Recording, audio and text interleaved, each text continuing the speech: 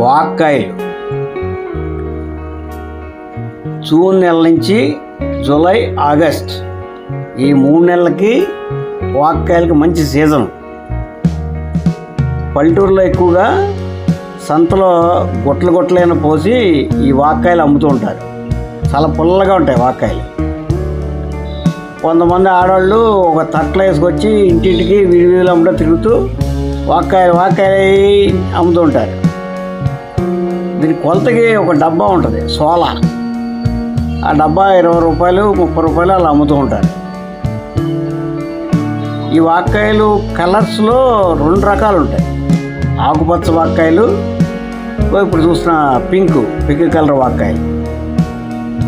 Pink అంటే Telangana BRS party, అంటే ఆంధ్రాలో కాస్తున్న తెలంగాణ వాక్కాయలు అన్నమాట.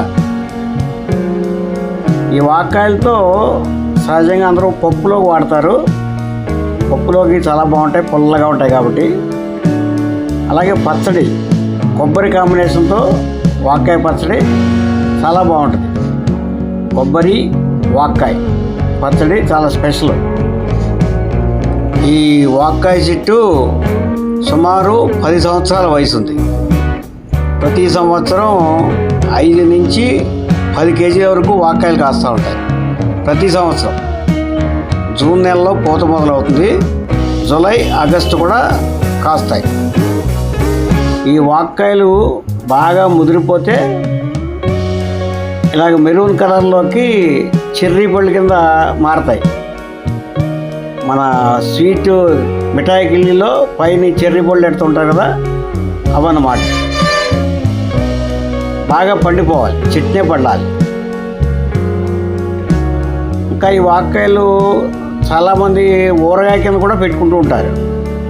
ఆవకాయ కింద పెట్టుకోవచ్చు. ఆవకాయ కింద పెట్టుకుంటే సంవత్సరం మొత్తం నిల్వ ఉంటుంది, అదేం పాడవదు. ఒకవేళ మనకి ఈ వాక్కాయలు మనం ఎప్పుడు కావాలంటే అప్పుడు వాడుకోవచ్చు అనుకుంటే వాటిని కోసి శుభ్రంగా కడిగేసిన తర్వాత ఇలా ముక్కల కింద చేసుకుని దాంట్లో గింజలన్నీ తీసేసి, మొత్తం గింజలన్నీ తీసేసి ఒక బాక్స్లో వేసుకుని డీప్ ఫ్రిడ్జ్లో పెట్టుకుంటే మాత్రం ఎంతకాలమైనా పనిచేస్తాయి.